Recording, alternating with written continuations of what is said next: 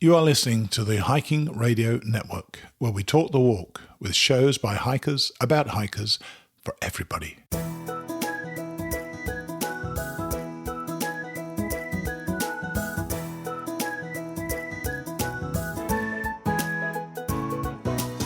Mighty Blue on the Appalachian Trail, the ultimate midlife crisis. Join Steve and his guests every week as he staggers from Georgia to Maine.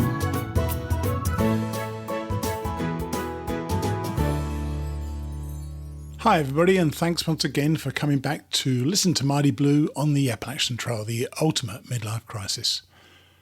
It's hard to believe for me, but this is episode number 192 and we'll be reaching 200 sometime at the end of this year or early next. For those of you who are interested in this sort of thing, there have been over 750,000 downloads of these shows, and they've been downloaded in every state of the United States and in 130 different countries. That is amazing, isn't it?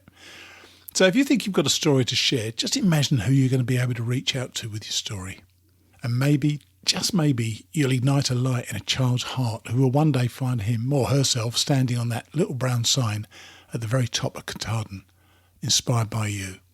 I think that is very powerful. So if you've got that story, please reach out and email me at steve@hikingradionetwork.com or steve@mightyblueontheat.com. Both will get to me and we'll get you on the show. This week's guest, Jess Jordan, or Yalla, came to me by complete serendipity, but you'll have to hang around and listen to find out how. Yalla will be on soon. After Yalla, I thought I'd use the middle section for the next few weeks by featuring some of the places I stayed in on my thru-hike this year.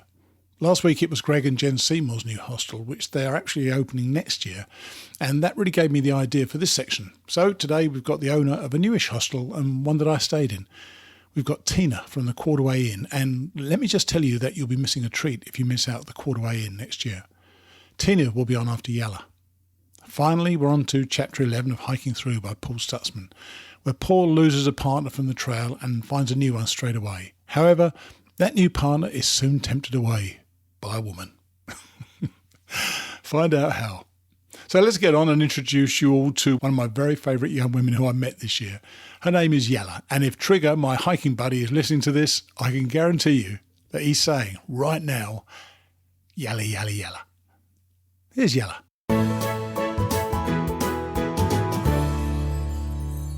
Right, our guest today is somebody I spent a few days hiking around earlier this year. Her name is Jess Jordan, which I actually only found out the other day.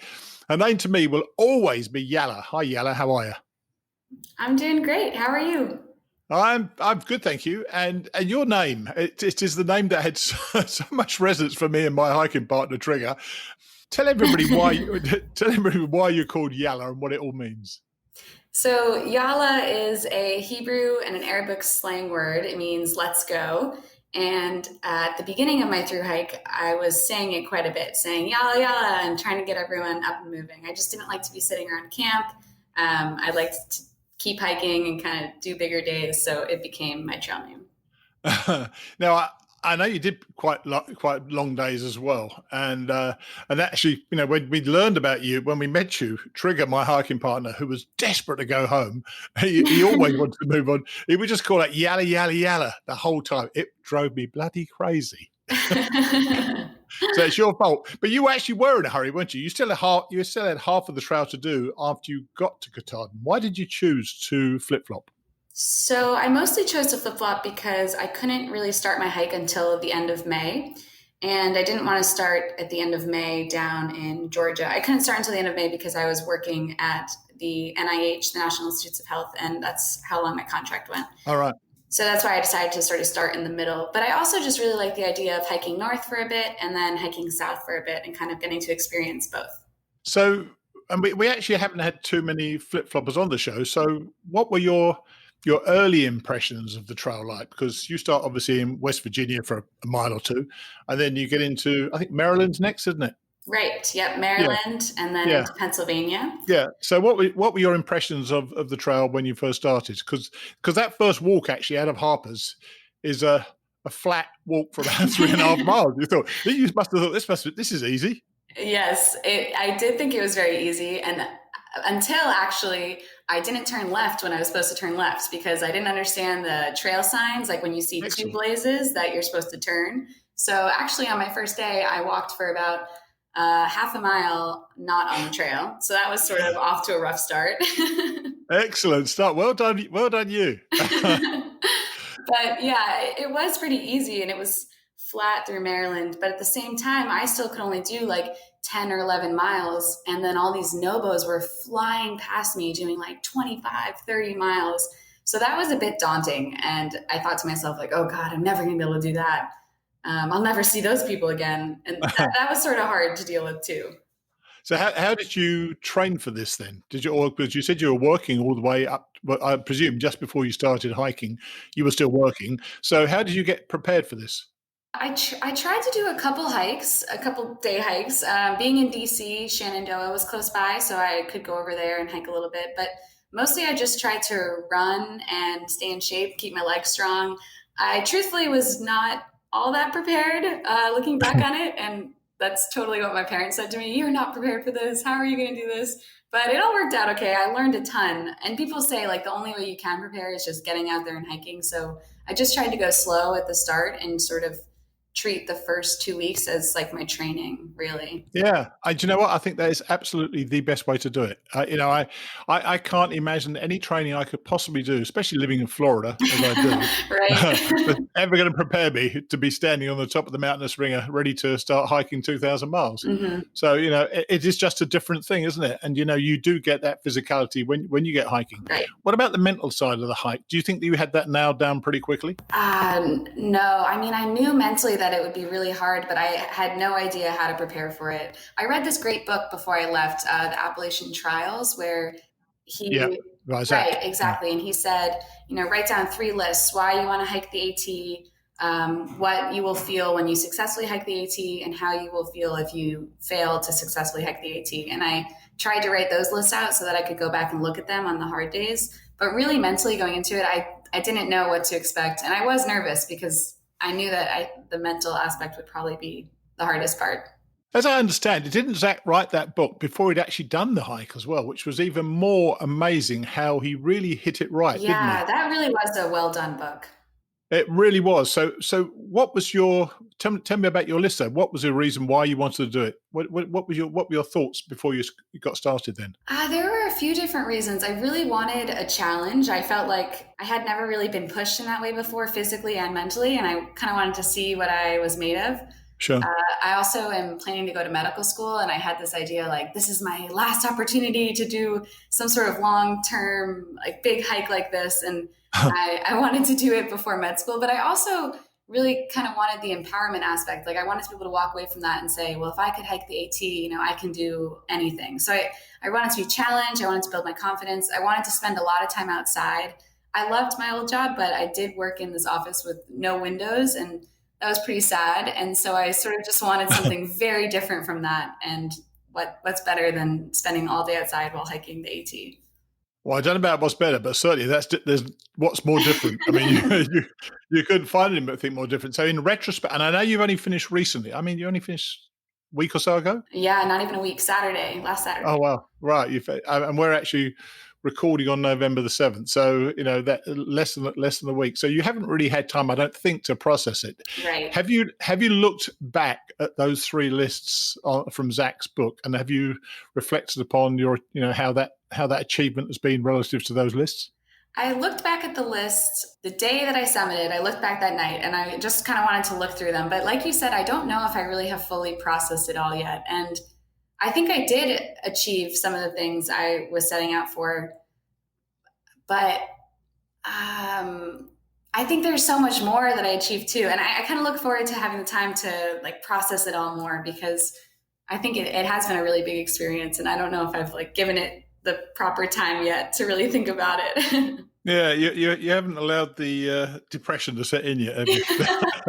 Are you missing the trail? Is it so fresh in your mind? I am missing the trail a lot, and it's hard being back in a city where there's so many people. And I tried to go for a run yesterday, and there just were people everywhere, and the ground was so hard, and there aren't really that many trees. So I'm trying to find things I'm trying to think about what made me so happy on the trail, and then like find things in my life that can make me happy in that way again too. Well, I know what made you happy on the trail was going. And now, hopefully, you're the person that I remember. No, I know I remember you, Yalla. But did you go to? Because we met sometime in Maine, I think. Did you go and swim in most of the ponds in Yes, I Maine? swam You everywhere did. I could. And that made you happy, didn't it? And I love that. I love that carefree attitude. Even though it was, you were hiking around, there were miles you wanted to get done. You always took the time to stop, didn't you? I did. And enjoy that. Yeah. And funnily enough, that feeling of being back in the so-called real world, and you really are in the thick of it, being in Washington D.C. Obviously. Mm-hmm. I found even in little Duncannon, going through Duncannon. And then going across the Susquehanna River on that bridge with that traffic rushing past me, right. I found it overwhelming, and I still find traffic slightly overwhelming since I've been back, and I've been back for nearly 2 months, well, over 2 months now. And that thing of the quiet of the woods, I miss that every single day. Mm-hmm. I do too. It's, I guess, good to know that in 2 months from now, I'm still going to be overwhelmed by the cars flying past me. Yeah, you certainly will in Washington, whether you went on the AT or not. So you went through, you started in Harpers, you went through Maryland. Maryland's quite a relatively straightforward state, but then, of course, you hit Pennsylvania pretty early, don't you? Mm-hmm. I'd imagine that could be quite soul-crushing because it is tough. I mean, we've joked about it on this show several times, but I don't mean it in a nasty way at all, because it's beautiful in lots of ways as well. But it's really tough to get to Pennsylvania in your first 100 miles. How did you cope with that? It was really tough. I tried to just remind myself to take it one day at a time. And I remember my ankles hurt so badly from all those rocks.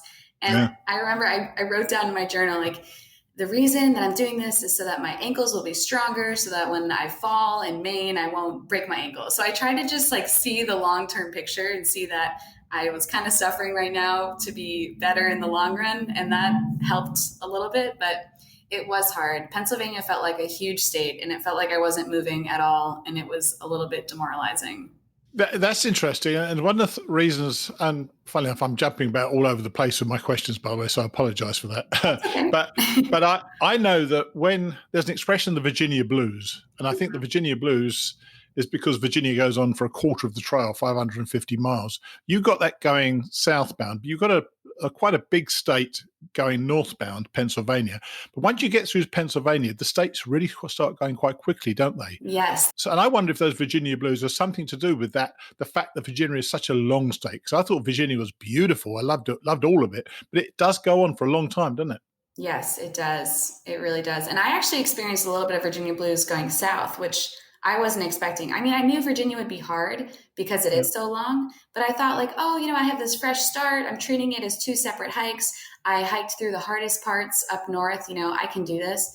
But, halfway through Virginia, I felt like it all kind of looked the same. Plus there was this drought, so there was no water. We were drinking out of mud puddles. And I was like, oh my gosh, I got to get out of here.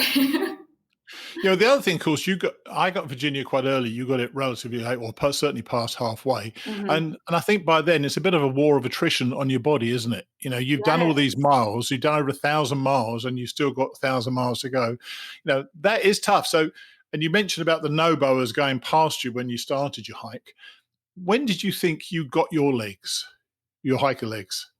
I don't know. People ask this. So in Pennsylvania, maybe 2 or 3 weeks in, 3 weeks in, I did a couple of 20-mile days, and I felt good, but I still didn't feel really good. And I'd say about a month in, that's when I started doing consistent 20-mile days or 18, 20-mile days and feeling great, feeling like I could take breaks and I could still enjoy the day, and I didn't wake up the next morning and everything hurt. So I'd say it took a solid 3 wees to build the strength, but also the confidence to do all those big days and keep going and keep pushing myself. Yeah, the confidence is something that people not so much undervalue, but don't really mention. Mm-hmm.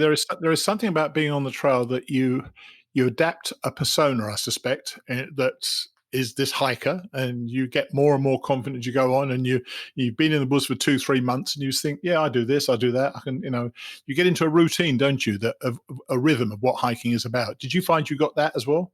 Definitely. I definitely got into a rhythm and a routine, and it was one that I really liked. And I think that's what I've been missing, getting up when the sun comes up and just walking all day long and then taking breaks when I get hungry and then cooking dinner and going to sleep and going swimming whenever I can. Yeah. Because you were knocking out quite big miles by then, but did New Hampshire and Maine start to slow you down? Tell us about New Hampshire and Maine for you. Yes, I definitely did slow down in New Hampshire and Maine because it was harder terrain, but also because it was so beautiful and I really wanted to stop and enjoy it. I got the sense that, like, wow, I'm experiencing amazing beauty right now. I need to slow down and really take it all in. And I got amazing weather. I think you were right around me when we were going through the Whites, or maybe just That's in right. Maine, but we got great weather. I feel like all through there. It rained on and off a little bit in Maine, but for the most part, they were gorgeous days. So I did try to slow down and just sort of enjoy the days more and not run through them, not say yalla yalla all the time. Yeah, I know you didn't say it. Trigger kept saying it to me, remember. He was wanting me to hurry up the whole time, yeah. So you got to New Hampshire and Maine, and then, of course, you came to Katahdin. Right. How did it feel to be summiting Katahdin and to be just halfway through? Did it feel at all anticlimactic, or was it still a fantastic event in its own right? Because it is a beautiful mountain, isn't it? It is absolutely beautiful. I think that was one of the best hikes I've ever been on in my life. Up Katahdin and then down Knife Edge that day was incredible. And to me, it was not at all anticlimactic, but I think that's because at that point I was hiking with one other flip-flopper and then 4 Nobos. So they were so excited to be done and to be, hiking up to their final summit that I think their energy was rubbing off on me. And I just felt like the same way, like, oh, we did it. We're here, Katahdin. This is great. And I think a lot of times I was considering the flip-flop 2 separate hikes, just so mentally I could comprehend like how I was going to do a 2,200 mile hike. I just said, let's split it up into 2. And that's how I'll deal with it. And so for me, like getting up to Katahdin did really symbolize the end of one hike and then the beginning of another. Oh, interesting. And I'm sure that's the way a lot of people look at it. I could never look at it that way. To me, it would always just be a halfway mark. And I would find that, having got to the top twice myself at the end of my hike, I would find it so different to try to do it another way. So it wasn't anticlimactic. So I'm pleased about that. And I love the way if you phrase it that way, that it is 2 separate hikes. Then it allows you to reset, I suppose, doesn't it, when you just turn around and go back down again? Yes, I definitely did reset. But then it was so strange. I had this feeling like when I was up on Katahdin that I was so happy that my hike wasn't over yet because I still wanted to keep hiking. And I remember talking about that with my friend Pineapple up there. We were like, wow, we're so glad that we do still have this whole other section to go. But then when I started again in Harpers Ferry, I remember being so overwhelmed thinking like, oh my gosh, 1,000 more miles? How am I going to do this? This is crazy. So I had to go through that readjustment period again where I had the big goal and then I had to break it down and break it down and break it down until it was small enough that I thought, okay, I can do this. Yeah. But so there you were. You were at the top of Katahdin. Mm-hmm. You've been hiking around a bunch of people and suddenly you're on your own. And I know that Pineapple, who I also met, was with you, but he had other plans, didn't he? What was he doing? He wasn't just going back, was he? No, he kept hiking up through Maine and into Canada, and he was up there for quite a while. I think like 20 days or so. So how far is it from the Canadian border then, from Katahdin? I don't know. That's a better question for him because I do know he hiked some of it, but then he got on a bus. So I want to say like 300 miles or so, but I'm not totally sure. Yeah, right. But you met him again though, didn't you? Amazingly, which is incredible to me. Yeah. I know, especially because he was starting at a different point going south, actually. He had started in Shenandoah for his flip-flop. So I got back on at Harpers Ferry, hiked for about a week, and then I ran back into him when he had gotten back on the trail. And the trail's so funny like that. It just like brings people in and out of your life, and it's great.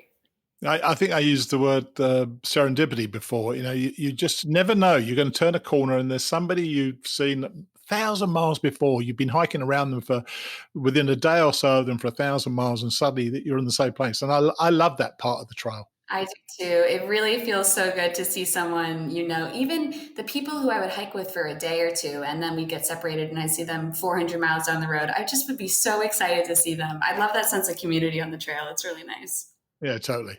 So you returned to Harpers and you headed south. What was the vibe like? And did you notice differences in your hike? Or, was it two separate hikes for you?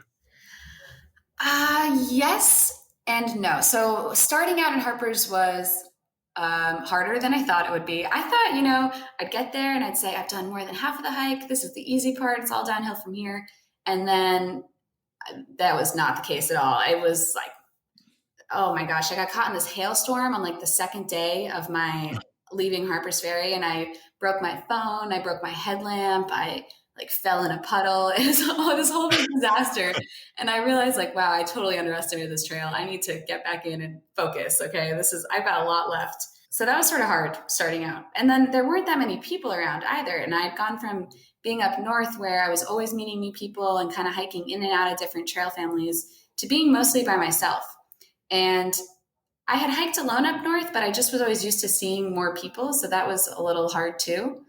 The vibe was very different, yes. But yeah, I settled into a routine and I figured it out. It just was a harder adjustment period than I was expecting. Yeah, I think that, hiking the Appalachian Trail, and I'm sure any long distance trail, throws up things we don't expect all the time. Yes, But one of the things we learn about ourselves is our ability to manage the circumstance that comes up in front of us, isn't it? Yes, and our ability to adapt. I felt like that was so cool. I watched myself over time I don't know. In the past, I think I'd be thrown in these situations and I might kind of freak out. But on the trail, I just would have to stop and take a deep breath and figure it out because there was no one else there to figure it out for me. And I love that the trail helped me develop that skill. I think that's been really cool to watch myself grow in that way. Yeah, I've been talking with people recently. So I did a presentation the other day. Funny enough, I'm doing one on Friday as well about my journey. And I said, one of the things I noticed, which I didn't notice first time, was this thing that in so-called real life, there are too many options and distractions. On the trail, there are just two. You either walk or you don't. And if you don't, you're going to die because you can't just stay there. So you've got to walk. So there's, I love having no options, don't you? Yes, I know. I remember one day I was walking in the rain. I had these terrible blisters. And this was like at the beginning of my hike too. So I just was sad and things were hurting. But I remember thinking, I have no option but to keep walking forward. And it was sort of a nice thing to realize like, all right, I might be in pain, but I just have to keep going. That's my only option here. And I just kept going. That is a good thing to learn, that, don't you think so? It's a wonderful thing to learn, to have these lesser options. I think is very good for the soul in many ways. We have too many options and too many distractions normally. Having no others is great. I miss that part of it, to be honest with you. Were you able to link up with, or did you even want a trail family in the second part of the trail?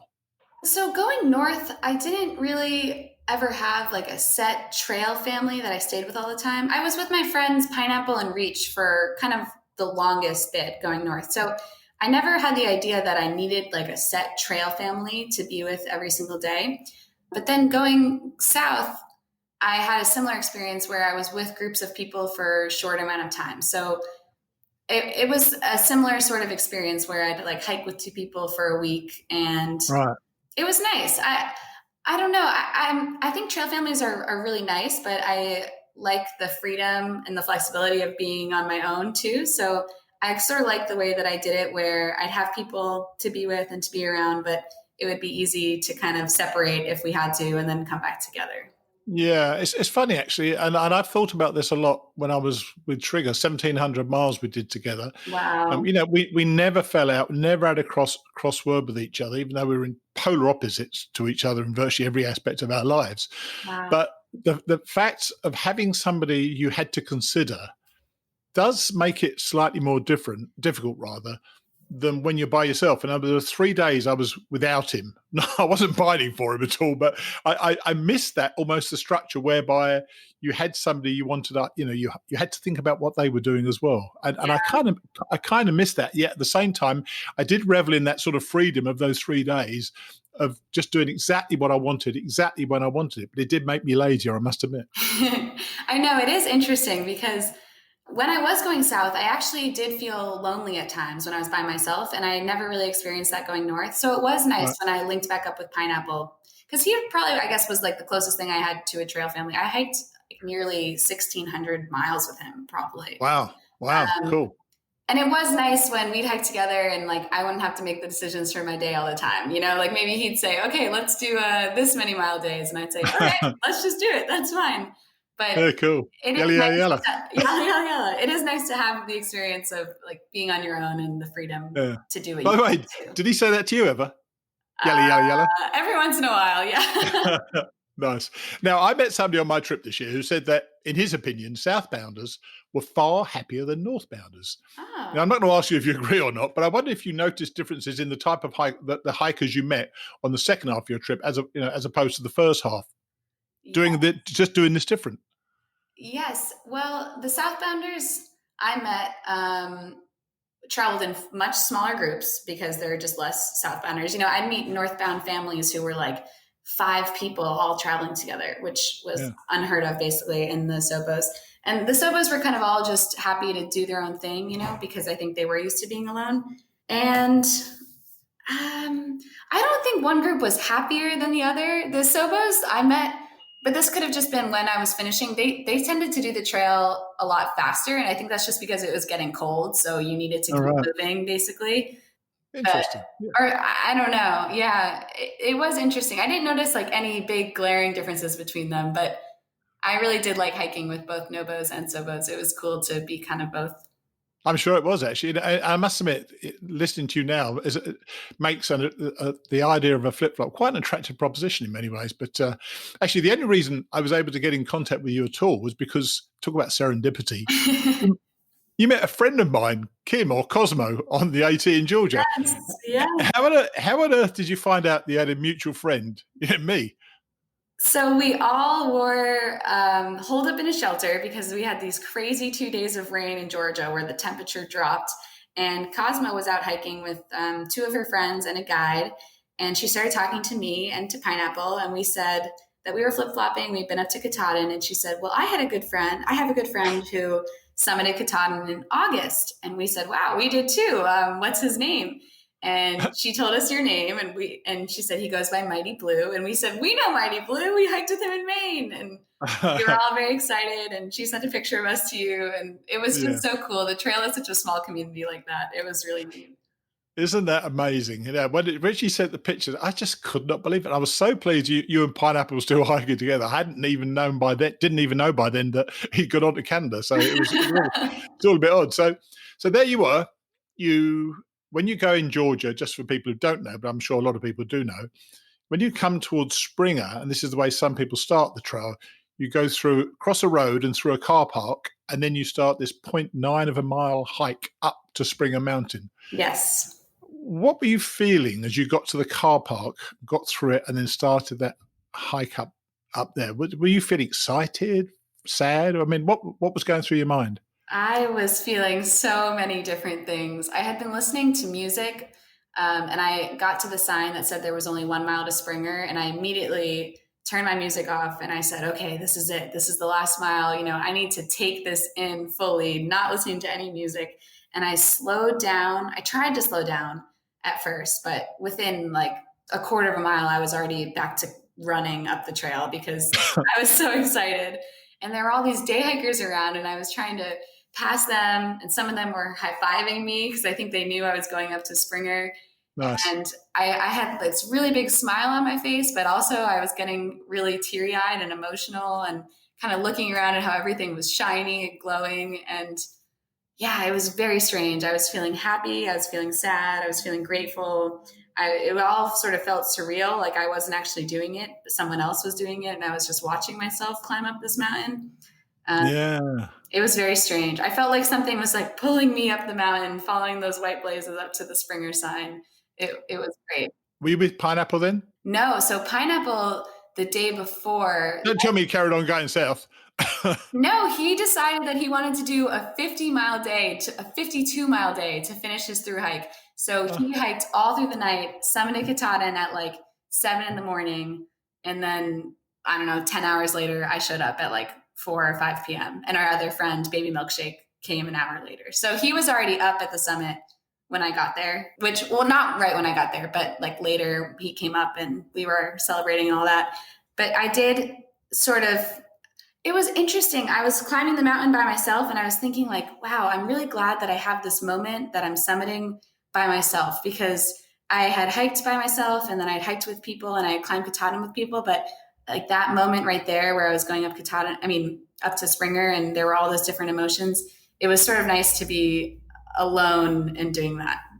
Yeah, I imagine. It's funny actually, sharing with somebody or not sharing with somebody, there are different emotions for different reasons, aren't there? But I love the fact that you took your music out of your ears. I think too many people hike with music in their ears, and I know that's what they like, which is good for them. But I think you miss the moment and you wanted to be in the moment itself. And I think that personally, I think being in the moment is so important, to hear the sound of the trees around you. I do too. There's so many great noises on the trail. I really tried not to listen to music too much. Every once in a while I would put a song or two in. And there were a couple of songs that I liked to listen to when I was on the trail because they were about like taking journeys or music from Lord of the Rings, things like that.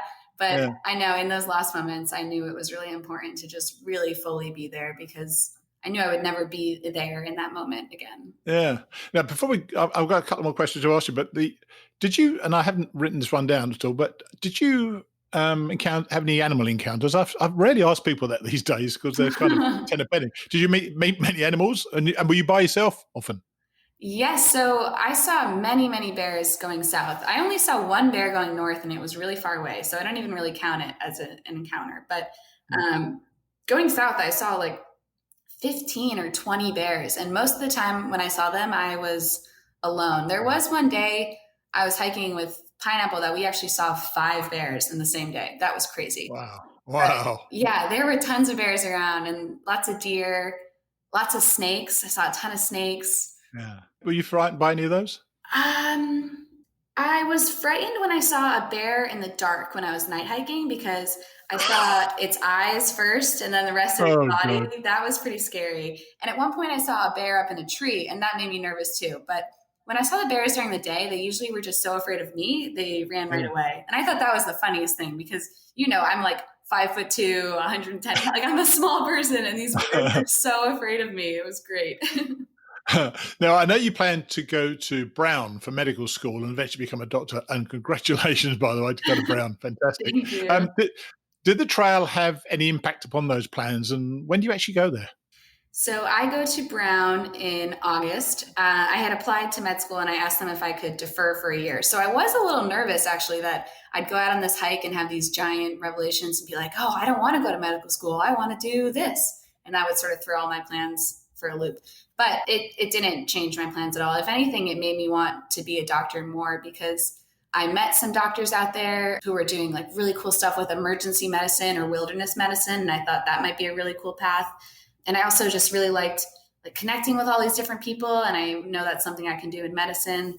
And yeah, it didn't make me question med school, which is a good thing, because I didn't really want to have to I don't know. I was so excited about Brown. I didn't want to have to like go back on that plan at all. Yeah, damn right. Yeah, damn right. So what are you going to be doing before medical school then? Are you going to go on another hike, or are you going to do anything different?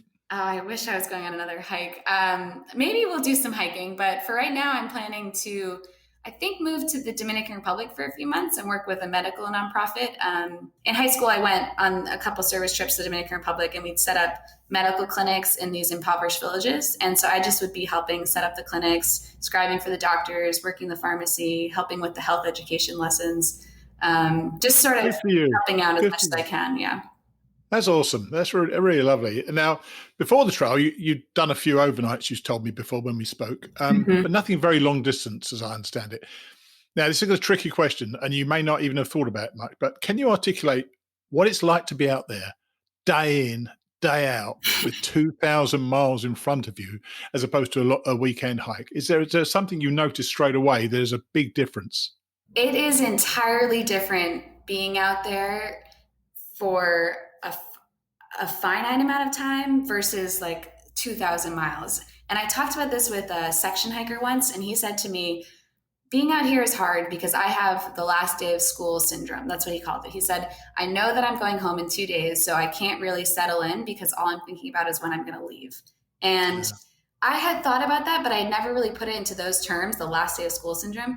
When you go out there for a thru hike, and people may experience this differently, but the way I experienced it, I had to sort of settle in and realize, okay, I'm going to be here for a while. This is going to take a while. This is my home now. So I didn't even really think about what it was going to be like when I got off the trail. It was really just being present and being on the trail. And I'm still working out like how to process that, because I know I'm not being very articulate, but it is a totally different experience being out there for a long distance hike than it is for like a short amount of time where you know it's going to end. No, you answered really well. I knew that as you were going to Brown, you were pretty smart. I knew you were smart before when we started speaking before. So I knew you'd be able to answer it. I thought it was a great answer. And I loved the last day of school syndrome as well. Yeah. And were you able to embrace that feral lifestyle out there? Because it is a very feral lifestyle, isn't it?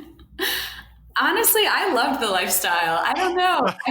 Maybe I'm gross, but I really didn't mind being so dirty. I didn't mind not showering. It was great up north with the swimming all the time. Made me feel really clean. Don't know if I was actually clean. The one thing that bothered me about the lifestyle is I typically am a really healthy eater, and I felt like we were just eating junk all the time because it was lightweight, and like all we could eat were those rice sides and the pot and the instant mashed potatoes, and I was putting so much butter in things because it tasted so good.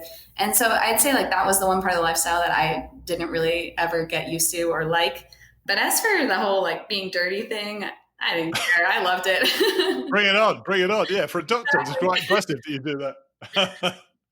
Right, last question. Because I did it for the second time, I've asked a few people about perhaps going again. Not that you will, but if you ever did, which way would you go next time? Would you flip-flop again, or would you go north or southbound? I think you're going to be disappointed because I still don't know. People have asked me this all the time, and I see benefits for all the ways. I think it'd be so great to go northbound and really be caught up in all that energy of everyone starting out together and you're meeting all these new people. But I don't think I'd like the crowds. I love a flip-flop, obviously, because I did it. But I also love the southbound way too. I hiking with those southbounders, I got to see such a different perspective that they got to have, and how nice it was that there were no crowds, and they got to, start up at Katahdin and go down from there, which I used to think was a negative, but it actually is a really interesting way to do it because you see all this beauty and then you move on to different things. I don't know. So I don't know how I would do it again. And it's funny because before I thought I would never do this again. Anyone that hikes this trail more than once is crazy. But thank you. I know, but honestly, no. Now that I've done it and it's over, I want to do it again. So I've totally gone back on that. Oh dear, that is so funny. Well, look, I'm so glad that Kim or Cosmo bumped into you, and I'm so glad I was able to reach out because you were a very, very memorable part of our journey, and I know Trigger will be delighted to hear from you on this show, and he'll be thinking as he's listening to this, yalla, yalla, yalla. It's something we mentioned you every single day with the rest of the trip. So thanks for coming on. I really appreciate it, and hopefully if you do go again sometime, you'll let us know. Of course. Thanks so much. Take it easy. Bye. You too. Bye. What a woman, eh? Smart enough to get into Brown, compassionate enough to be a doctor, caring enough to fill in the time before Brown working for a non-profit, and tough enough to hike the AT. I tell you what, nobody who goes on this trail can be anything but impressed by the calibre and tenacity of this generation of young women coming through. And by the way, I'd also say the same about many of the young men as well. We are in really good hands, I tell you. Now we're going to hear from one of the hostels I stayed in this year. This will be an occasional series, so if anybody has any ideas for another midsection in the show, please feel free to share it with me. You know the address, because I mentioned it earlier. But in case you've forgotten already, it's steve@hikingradionetwork.com. But for now, let's hear from the lovely Tina, who I can personally assure you is a wonderful cook. Here's Tina. Well, we're on with Tina Tempest, which I just found out that was her name today. Tina, hi, how are you? I'm doing well. How are you? I'm pretty good, thanks. And Tina Tempest, how about that for a name? And you are the owner of the Quarterway Inn. Tell us where the Quarterway Inn is. Well, you might be surprised based on the name, but we are a quarter of the way into the Appalachian Trail. If you're heading from Georgia to Maine. So last year we were at mile 555.2 to be exact. Yeah. So hence the name Quarterway Inn. Move every year then to make sure you continue to be a quarter of the way there. Oh, I wish. I wish the trail would stop growing. But that's right. That's right. Yeah. So when did you hike the trail? 'Cause I know you did hike the trail in the past. When was your Yeah. hike? So my friend Tutu and I, we hiked the trail in 2009, and we did a southbound through hike, mainly because of All right. timing, and we just didn't know any better. We were Right. Right. woefully unprepared for our hike, but we It's the made best it, way. and yeah. Don't you think so? I mean, had you known how tough it was going to be, do you think you would have done it? Probably not, honestly. Like, I think the toughest part for us was after, the holiday or after Thanksgiving, it was really dark and cold and lonely, and no one was out on the trail. And I we bet. had a night that was 5 below 0 in the Smokies. And I mean, it was just miserable. But yeah, had I known that that would have been part of it, I probably wouldn't have signed up to do it. But I presume that the trail had a real deep impact upon your life. Can you tell us how it did, or if it did? Sure. Yeah, it absolutely had an impact on my life. I think the main thing I took away from it is just, one is how little you actually need in this world to survive. Sure. And two, that we can't do anything alone. Even though we're out there hiking and it's our responsibility to put one foot after the other, after the other, after the other, a million times in a row, you can't do it without the help of your fellow hikers and local people that'll give you rides here and there. And Sure. yeah, it was a real reminder about how much we're all kind of connected and we all have to help each other. Absolutely. So, well, what was your motivation then to do what I would always consider the craziest thing of all, was to open a hostel? Yes. Well, yeah. Why did you decide to do it? Well, honestly, it's purely selfish reasons. Oh, excellent, So excellent. yes. So when I was hiking, we were in New York and we stayed at a guy's house who, it was just kind of one of the fly by night hostels, nothing really Sure. formal. And it was just there were hikers everywhere. People were stinky and hungry, and there weren't any real beds or anything. And I was like, oh man, why do you do this? Like, what a hassle. He's like, I don't really travel anymore, and every day the world comes to me. And I was like, I want that. Like, that is such a Wow. cool thing. How Um, interesting. yeah. So, and it has proven to be just that. I mean, the most interesting people walk in our door, and it is such a great way to see the world without actually having to go anywhere, you know? That's it. That Um, is it. I've never heard anybody say that. That is really interesting. So, yeah. so you decided you wanted to do this. Did you Mhm. live around there at the time, or where? No, How did you settle on where you are now? Then. yeah, so we actually looked for 3 years for a piece of property that would meet all of our criteria, and we were Right. not willing to waver on any of those criteria. Right. So it took us 3 years to find a place, and we had all kinds of criteria. Like, we wanted at least 10 acres, we wanted some farmable land, we wanted a water source, we wanted it to be, within a 3 hours drive of some major cities, and not many hostels nearby, which that's another story. But Yeah. Yeah. um, so yeah, we eventually found this place, and we were thinking initially we would do it in retirement, but why not get the property when we were younger and start paying it off while we're working? Sure. But then this place was, a ready to go, move in ready, 4,000 square foot house that had a Beautiful house. room. It's a beautiful house, isn't it? As Thank well. you. Yes. Absolutely lovely.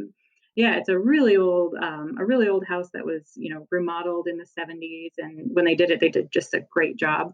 And it has been well taken care of for all this time. So we didn't have to do a ton of work in order to open the hostel, which was Right. great. And maybe we had to do some big stuff like septic systems, and we put in a solar array and a little kitchenette and new bathrooms and stuff like that. But by and large, it was ready to go. And so, but the idea of just waiting until retirement, I really couldn't stand that, knowing that hikers were going by and I was Sure. missing the Sure. chance Yeah. to host them.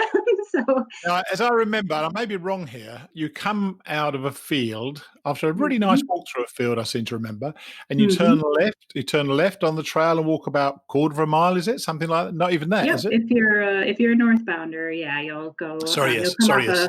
a, Yeah. Good point. Yeah. um, so you'll come off a Big Walker Mountain, which is just stunning, and there's a little view Yeah. up there, and then you come down That's and right. you walk Yeah. just a third of a mile, and we're the first house you come to. How nice is it? And it really Yeah. does love. And what's really interesting about it is you've got this little parade of arrows to lead you around to the back of Yeah. the house, don't you? Which is funny. Yep. You're talking about you are clearly dealing with dumb hikers, aren't you? Yeah. You learn a few You things after a you while. couldn't have just So- say just go around the back, could you? No, oh no. no, no, So no, no. yeah, so what's and I'm going to tell people if they haven't been there what it's like. You go in there, you go into this really large hiker mudroom, don't you? Where Yes. you can I think it seems to me you can dry your boots out there as well, can't you? Yeah, so I have my magic machine, I call it, and it's a That's right. dehumidifier. And Right. so I've heard from various gear manufacturers that actually putting your boots on boot dryers is really bad for the longevity of your Oh, boots because there's all the heat that's involved and everything. So hikers are always like, "Oh, you got a boot dryer?" I'm like, "No, but I have something better. Like, we'll close up this whole room overnight, run the dehumidifier, and in the morning, people have their tents and jackets and everything out, and everything usually is dry." So that's right. It worked out yeah. really well as well. And the other thing is you've got a bunk room with no bunks. Yes, that's the right. bunker We're the bunker so was this all part of the plan? You didn't want to get into the bunks routine because the beds are very comfortable as well, aren't they? yeah. So we actually we found those beds on a state auction site for $15 a piece, but I had to Oh, buy 30 of them. So I gave some to the Forest Service for one of their work camps. Neville from Woods Hole, she bought some from me. all But right. they're really nice because you can bunk them or have them single beds. And the first year I did have them as bunk beds. And then my dad was helping me that next season get ready. And he was like, people like me really don't want to climb up to that second level. He's so And right, I tell you. yes, so he's like, if you just got rid of one bed, you could have everybody, on a single bed. I said, what? And so we moved it around, and the hikers absolutely love it. They just think They it's do. great to have their own little space. I know they did. And the first thing I noticed, well, after obviously the mudroom when I got there, was your insistence. And it looks like you'd indoctrinated everybody else there. Your insistence on washing your hands straight away because Oh, absolutely. you offered everybody cakes, and then I was about to take one with my filthy hands. Did I slap your hand? I'm No, sorry. it wasn't you. It was someone else. You've obviously trained someone that said, "Wash your hands." So yeah, you insist upon that, and that's obviously to stop norovirus and all that Absolutely. sort of thing. Yes. So how have you got hikers to not play along with that, but go along with that? It's just the rules of the house, and this is how we Yeah. work it. So, I like to say I run the hostel to, a standard where I want to be there. If it's dirty and messy and gross, I don't Sure, want to hang out there either. And most hikers sure. don't either. They like a little bit of a nicer place. And so, when they come in, I take every single hiker on a tour of the house and just kind of set the stage for how I expect them to act. And, Yeah. 90% of hikers they're with it. They'll treat it just like their own home. And other You hikers, don't want that. need That's to, it. In a lot of cases, you don't treat them like their own home. well, okay, like my home. Right. Um, Well, and like it. so, yeah, so, I invite them to wash their hands before we go on the tour. And then, I say that showers are mandatory and laundry is included. So no one has the incentive to sit around in their dirty clothes. That's right. We have comfortable furnishings, sofas and upholstered chairs and things. So I just tell everyone, like, just shower, just put your loaner clothes on, get your laundry ready to go, and just be comfy. Do you know, I've just remembered, as soon as you said loaner clothes, you Oh won't my gosh, remember. I remember your outfit. Yes. Oh, really? You wore a tie-dye t-shirt and I have a leopard print, like lime green wrap skirt or something. It was a skirt. You're right. I made you remember that. Because I knew who you were when you showed up. And then you came down in that. I'm like, wait a minute, who is this guy? Oh, dear. I'd only But just it was remember that. great. Yeah. As soon as you said the loaner clothes, I tell you, you have to cross your legs when you wear a skirt a lot, don't You you? do. You Yeah. really do. But yeah. So you can probably tell, actually, you can see me. The listeners can't see me, but I am actually blushing right now. So yeah, the skirt was a good thing, yeah. And now, a couple of other things. You seem to recall you don't have Wi-Fi, do you? We don't. And you know what? I don't think anybody missed it. It was You know- great not to have Wi-Fi. Yep. In the 5 years, I've had 2 people be upset about it and leave, and one guy just stormed off. And I was like, what? It's a good thing. You don't want to stay here if you're going to act like That's that. right, yeah.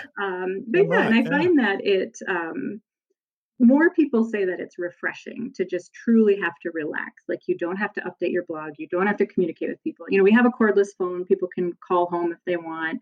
You can hike up the hill and get a cell signal. That's available too. That's but right, otherwise, yeah. what ends up happening is people sit and watch movies together. They play games together. We have a huge board game collection. Or they just sit around the table and talk.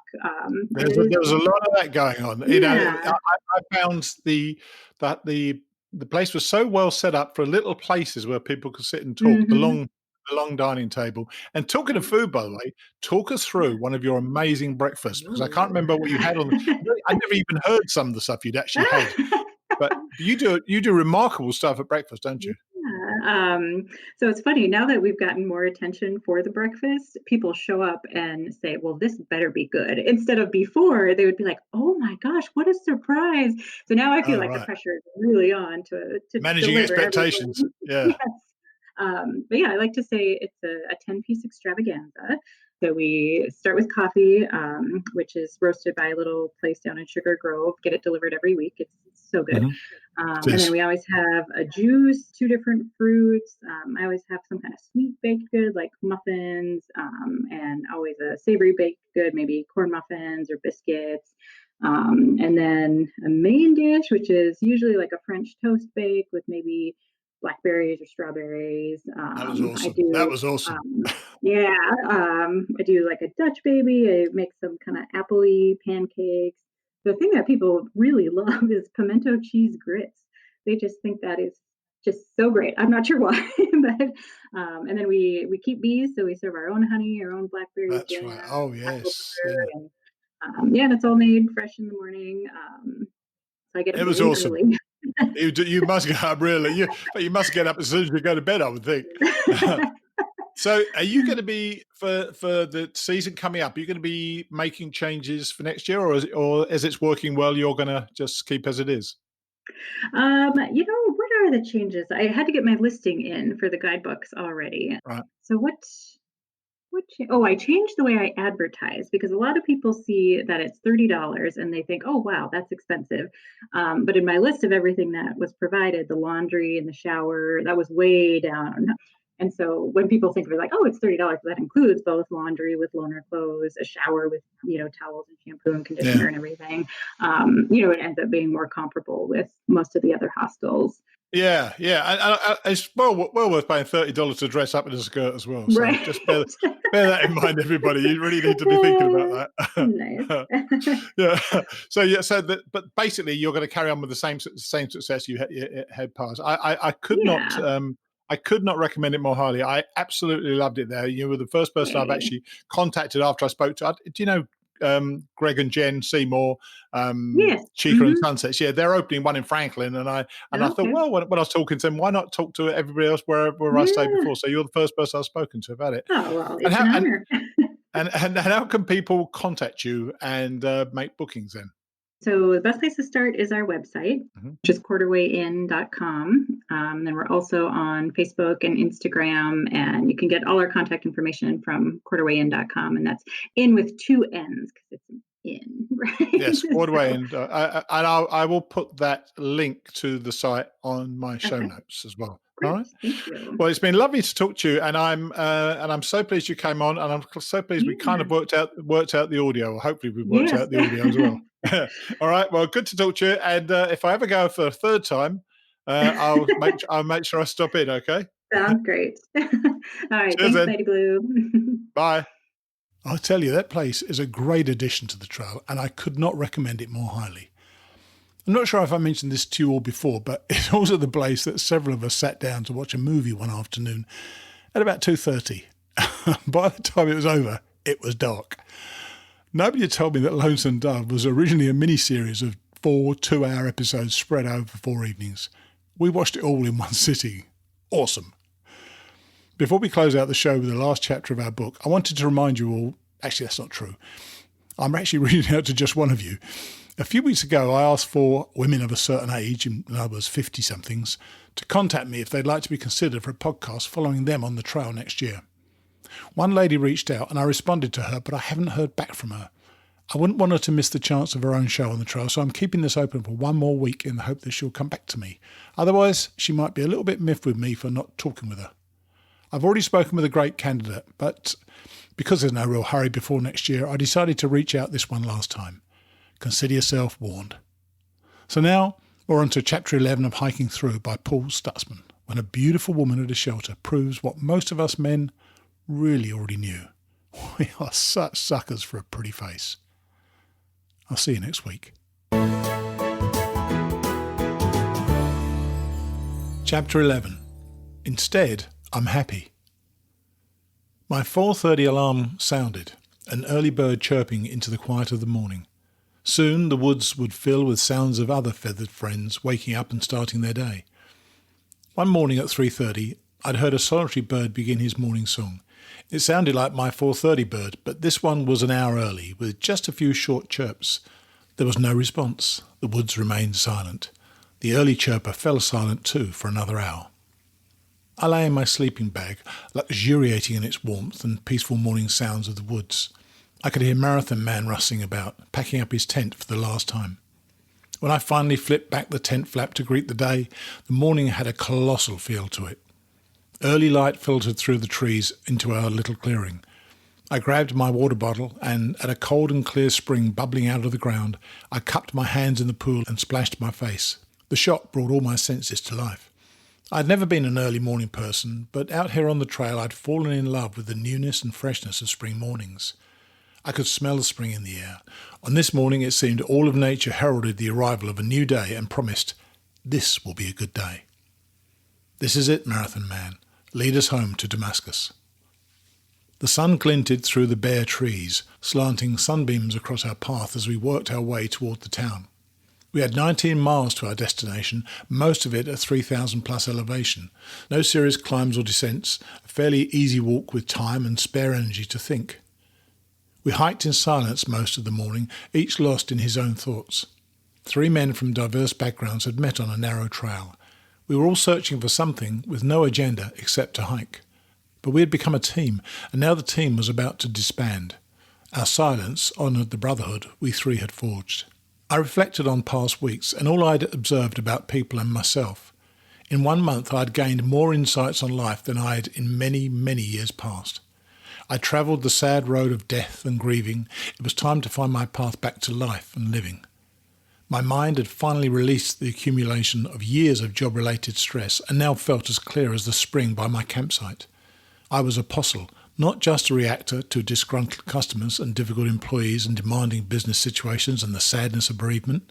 Now I was apostle, hiking to... what? What lay ahead of me on this trail? Where would this journey take me? I did not know, but I did know I was shedding the old and hiking toward the new. Our hiker handbook noted that by the time a thru-hiker reached Damascus, he would probably be in close to peak hiker shape. By this time, too, all blisters should be healed. I had not yet been plagued by blisters. Whenever I felt a hot spot, an area where friction is occurring, on my foot, I had treated it immediately. During breaks, I had taken off my shoes to dry my feet. Those precautions had saved me thus far from the pain of blistering. For a long time, the trail had followed the state line, and we were often uncertain if we were in Tennessee or North Carolina. But now, as we began the last 4 downhill miles toward the town, we knew we were in Virginia at last, state number 4. Georgia, North Carolina and Tennessee had been beautiful, with rugged mountains and panoramic vistas. Those mountain climbs had toughened us and shaped us into true hikers, but we would welcome an easier terrain. We'd been told the hiking in Virginia was less difficult, but even without that prospect we were excited about exploring a new state. What I didn't know then was that it would take as long to hike through Virginia as the combined time we'd spent hiking the first 3 states. Virginia has the longest section of the AT, totalling 550 miles. It also held the promise of many interesting days on the Skyline Drive and the Blue Ridge Parkway in beautiful Shenandoah Valley. At the edge of Damascus, the trail made a sharp right turn. We walked between 2 houses and we were suddenly on Mock Avenue in the friendliest town on the Appalachian Trail. White blazes led us down Laurel Avenue, and then I realized I was hiking with an intruder. In my shoe. The steep downhill hike had produced my first blister. Thankfully, we planned to take our second zero day in this town, so I would have time to properly treat it. Our first stop was at Mount Rogers Outfitters, where I had bounced my box from Irwin, Tennessee. Then on to the post office to pick up the food box my trail boss, Ina, had sent. I toted both boxes under my arms as we searched for a place to stay. Damascus has earned its friendliest town moniker by playing host to hordes of wanderers every year, since the Appalachian Trail, the Virginia Creeper Trail, the Transcontinental Bike Trail and the Daniel Boone Memorial Trail all weave through this town. Now we were searching for the place, popular with hikers and cyclists, which offered lodging in an old house that was somewhere behind a Methodist church. A woman's voice called to us and interrupted our search. The owner of the Montgomery Homestead Bed and Breakfast invited us to her front porch and sold us on staying at her B&B for the next 2 nights. The B&B was more costly than the place, but we splurged because Marathon Man's time with us was almost over. It was a good decision. We had a wonderful stay at the lovely home. Later in the day, I returned my bounce box to Mount Rogers Outfitters. I was planning to return to this town soon, so there was no point in mailing it ahead. Every May, Damascus hosts Trail Days, a yearly hiker festival that draws 10,000 to 15,000 hikers and dozens of vendors of outdoor products. It's the hiker equivalent of Woodstock, and thru-hikers will hitch rides for long distances to participate in the event. I had promised myself the full Appalachian Trail experience, and so I intended to come back to Damascus for this gathering of the trail community. Early the next morning, I walked with Marathon Man back to the outfitter, where a ride waited to return him to Springer Mountain to pick up his car and head home. Sailor stayed at the B&B, nursing horrible blisters. I did not enjoy goodbyes. I'd had too many of them lately, but I was not going to forego one last walk with my friend. Marathon Man had made me a better hiker. He was the reason we had made Damascus in record time. The three of us were not only a hiking team, we had also become good friends. We would miss Marathon Man. That evening, Sailor and I walked to the Mill restaurant for supper. Pathfinder soon walked in, and I thought surely this surprise must be a godsend, a consolation for losing Marathon Man. I had never met Pathfinder, though I had followed his hike on the Trail Journal's website before I began my own journey. He had started a thru-hike in January, in the dead of winter. When he reached Damascus, he abruptly left the AT, but promised to return later to resume his hike. Pathfinder had done numerous thru-hikes and was quite knowledgeable about the trail. I'd been intrigued by his journals and had wished that our paths would cross sometime on the AT. But what were the odds of such a meeting with hikers strung out over 2,000 miles in 5 months? Now the well-known trail figure walked into the Mill restaurant where we sat at supper. I recognised him from photos I'd seen, and Sailor invited him to join us. Pathfinder accepted our invitation, and we fell into the easy and quick fellowship of the AT community. I couldn't wait long to ask my question. Pathfinder, you hike the AT year after year. Why? Well, Apostle, my wife died of cancer about 5 years ago. I interrupted. Say no more. I know exactly why you're here. The conversation that followed was one I would have many times with other men on the trail. The stories were deeply personal, yet all possessed universal threads. We had lost a spouse and thus had lost our lives. We came seeking peace, harmony and restoration. Pathfinder's story of losing his wife to cancer was uncannily similar to mine. As he told his story, every detail resonated with my own pain and loss. He and his wife had been athletic people, both marathon runners. The big sea had robbed them of many activities they had once shared as it slowly drained his wife's strength and energy. Returning home one evening, they drove through Dix Creek Gap, close to Hiawassee, Georgia. Pathfinder never even knew the Appalachian Trail passed through this gap and had never hiked on the AT, but that night he saw the trail sign and pulled over. He told his wife he wanted to walk up the trail a bit. He walked a short time, lost in thoughts about the cancer and what it had done to their lives. When he finally turned to go back to the car, he saw that his wife had followed him a short way up the trail. From a distance, he caught sight of her, a frail shadow leaning weakly against a tree, breathless and too exhausted to go farther. Overwhelmed by what they had lost and filled with compassion for her, he gently picked her up and carried her back to the car. She said to him, "You're going to hike this trail after I'm gone, aren't you?" Shortly after that, she did pass away. I sold my construction company and came to the trail, he told me, and I've come back every year since to thru-hike. Apostle, I sold my company at the height of the building boom. If I'd kept my business and not done that hike, I'd be a rich man today. Instead, I'm happy. Pathfinder's story sounded so familiar, so like my own, but there was one thing I could not comprehend. He had never finished that first thru-hike. As he approached the sign at the top of Mount Katahdin, marking the end of the trail, he stopped 10 feet away and could not go on. He broke down in tears, turned away, and never reached that sign on his first hike. I could not understand how one could stop short of such a hard-won goal. I had only been on the trail for a month, but already I knew something of the price any thru-hiker pays to reach Katahdin's summit. Right now, that was all that mattered to me. I wanted to finish this hike, kiss that sign, and go home. Later that night, I stopped at a Dollar General store and bought a bottle of vitamin I. More commonly known as ibuprofen, this is a hiker's best friend. Several weeks before, I'd started taking one tablet each morning to ease the pain in my aching feet and legs. A box of Little Debbie snacks also seemed like a necessary purchase. I flipped it over and found that each cake had almost 270 calories I could not pass up. Back at the house, Sailor and I packed our bags for an early morning departure. We had hiked 461 miles, and the next day would begin our second month on the trail. Before leaving in the morning, we checked the Weather Channel, and the report promised an 80% chance of storms by the afternoon. What are the chances those words had meaning? I asked Sailor as we headed outdoors. Probably about an 80% chance.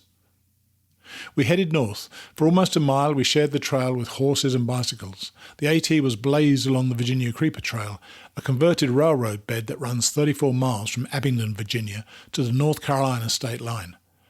It was Saturday morning, and already there was much activity on the bike path.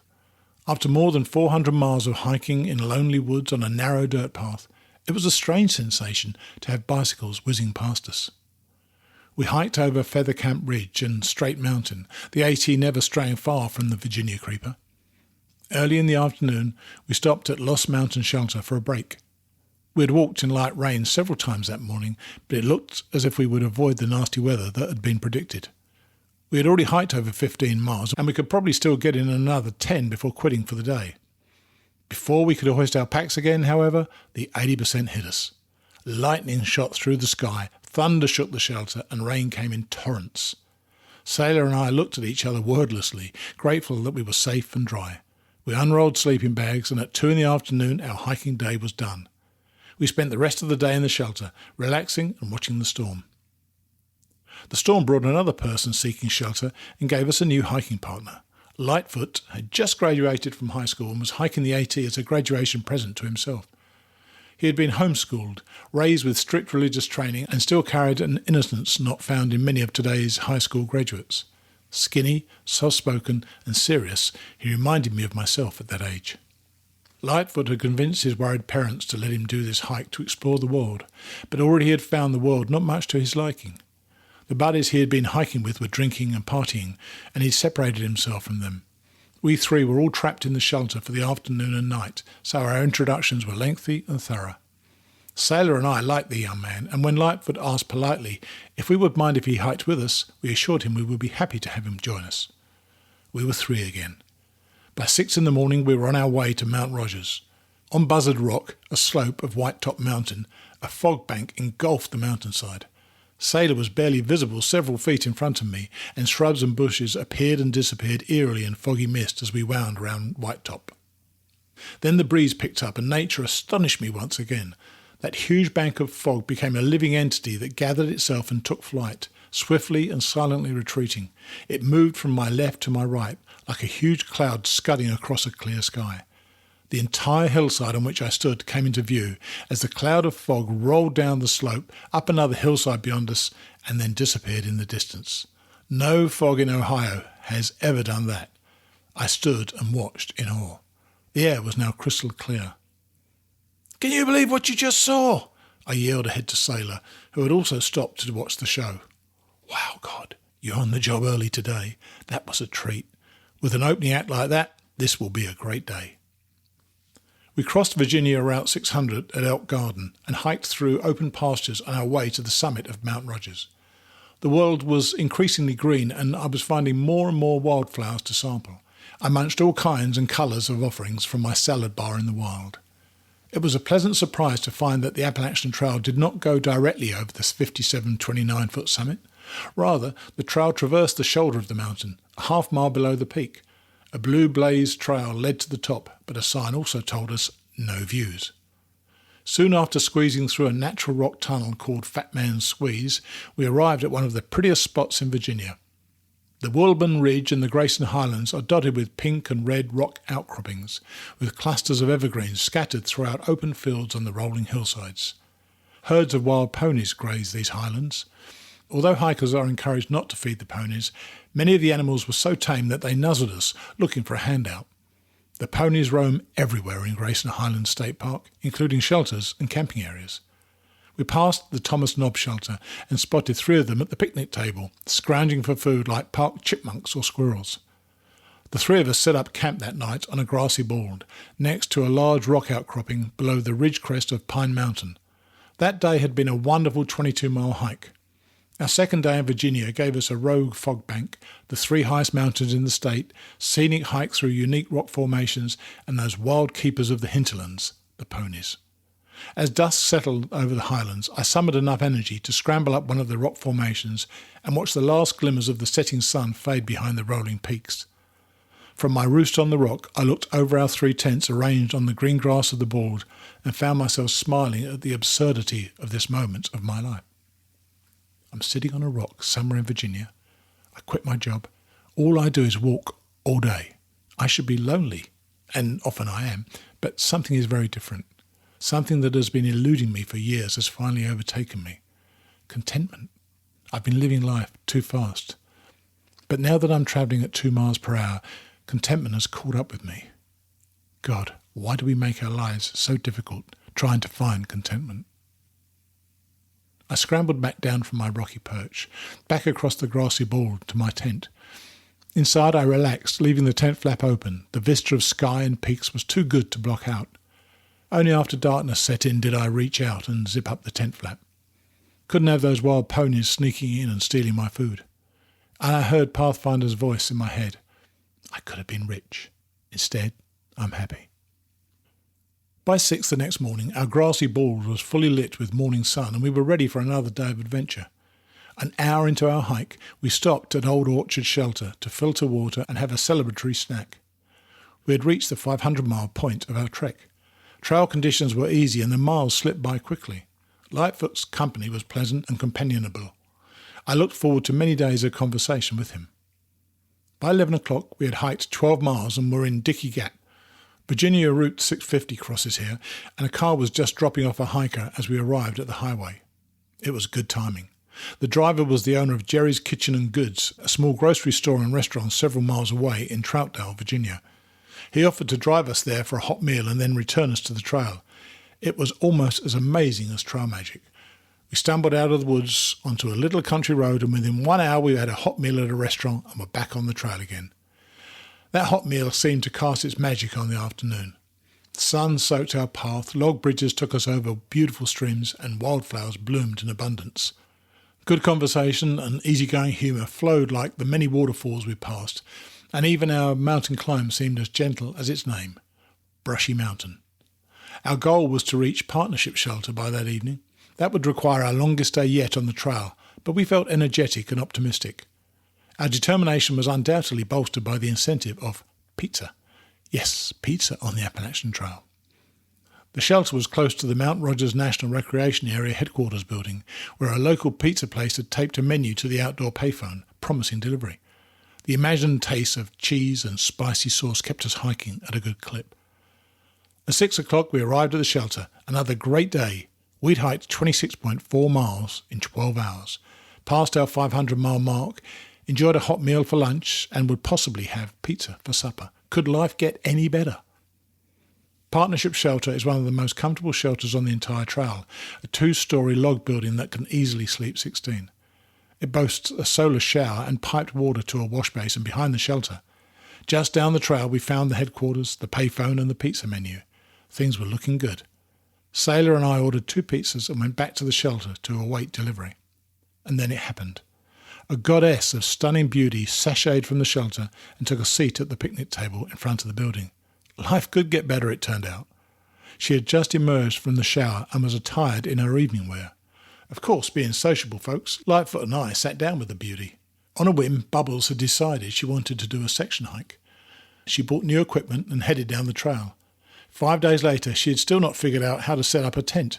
Every night in camp, men had offered to set it up for her, and of course she was happy to let them do it. I'll just say it, men can be stupid and gullible at times. When God created Bubbles, he must have taken extra time because it was a job well done. Every curve was in its proper place, and Lightfoot was entranced by the whole package. No, Lightfoot, it's a trap, you must resist the spell. Our pizzas arrived, and later as Sailor and I headed for our tents, he speculated that Lightfoot probably would not be hiking with us on the morrow.